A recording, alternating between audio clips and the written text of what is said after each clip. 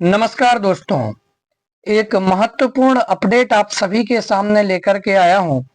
आप सभी को याद होगा कि मध्य प्रदेश में ईएसवी के माध्यम से महिला पर्यवेक्षक भर्ती परीक्षा फरवरी मार्च 2025 में आयोजित की गई थी।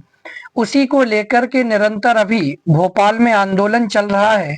महिलाओं के माध्यम से धरने दिए जा रहे हैं और दो चीजों की मांग की जा रही है।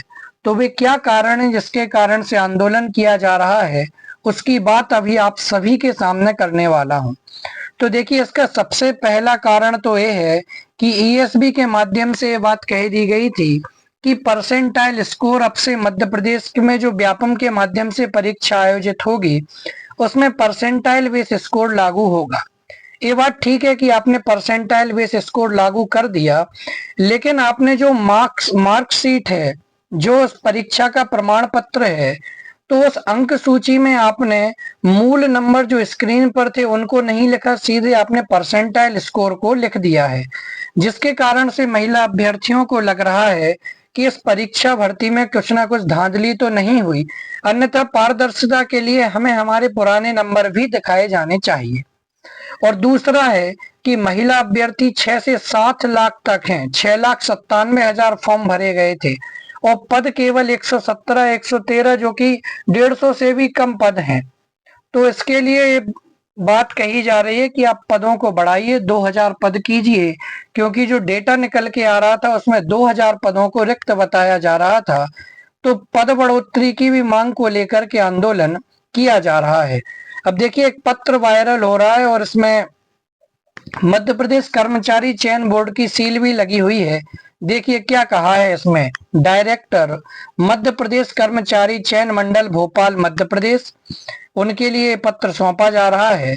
विषय है भर्तियों के रिजल्ट में परसेंटाइल एवं नॉर्मलाइजेशन मार्क्स दिखाने हेतु।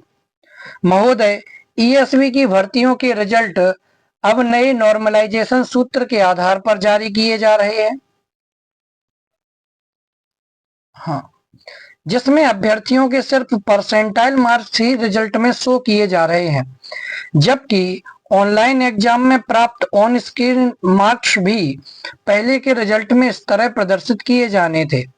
अन्य भर्ती बोर्ड जैसे रेलवे एवं अन्य में परसेंटाइल मार्क्स के अलावा ऑन स्क्रीन मार्क्स जो आपने प्राप्त किए थे, जो आपको एग्जाम सेंटर पर दिखे थे, नॉर्मलाइज्ड मार्क्स शिफ्ट में शामिल हैं आदि जैसे सभी आंकड़े प्रदर्शित होते हैं, जिससे रिजल्ट की पारदर्शिता बनी रहती है।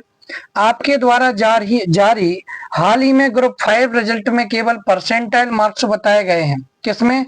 अभी ग्रुप 5 का रिजल्ट आया है, जिससे हमें यह ज्ञात नहीं हुआ कि हमारे ऑन स्क्रीन मार्क्स कितने कम या ज्यादा किए गए और हमारा सिलेक्शन किस वजह से नहीं हुआ। तभी महिला पर्यवेक्षक भर्ती का रिजल्ट तो नहीं आया, लेकिन महिलाओं को पता है कि रिजल्ट तो आना है आज नहीं तो कल, और उसमें भी ये परसेंटाइल बेस स्क्रीन सिस्टम लागू होता है, तो हमारे ऑन स्क्रीन मार्क्स भी उसमें दिखाए जाने चाहिए। अतः आपसे निवेदन है कि आगामी ग्रुप 4 महिला पर्यवेक्षक वर्ग 2 चयन परीक्षा जैसी सभी भर्तियों के रिजल्ट में परसेंटाइल मार्क्स के साथ हमारे ऑन स्क्रीन एवं नॉर्मलाइज्ड मार्क्स भी प्रदर्शित किए जाएं। प्रार्थी समस्त विद्यार्थी। तो ये विद्यार्थियों की तरफ से ज्ञापन सौंपा गया। और एक और पत्र इसी प्रकार का है कि महिला पर्यवेक्षक के पद में वृद्धि के लिए इस पत्र को सौंपा गया है ईएसबी को कि भैया 6 लाख महिलाएं हैं और पद बहुत कम है, इसलिए पद की बढ़ोतरी की जाए। और 19 मई 2025 का ये आवेदन पत्र है। मध्य प्रदेश कर्मचारी चयन मंडल भोपाल की इस पर सील लगी हुई है और समस्त अभ्यर्थियों की तरफ से पत्र दिया जा रहा है।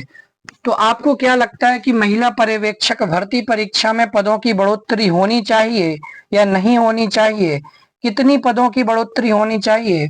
और परसेंटाइल मार्क्स का सिस्टम सही है या गलत है, ये आप कमेंट करके जरूर बताइए।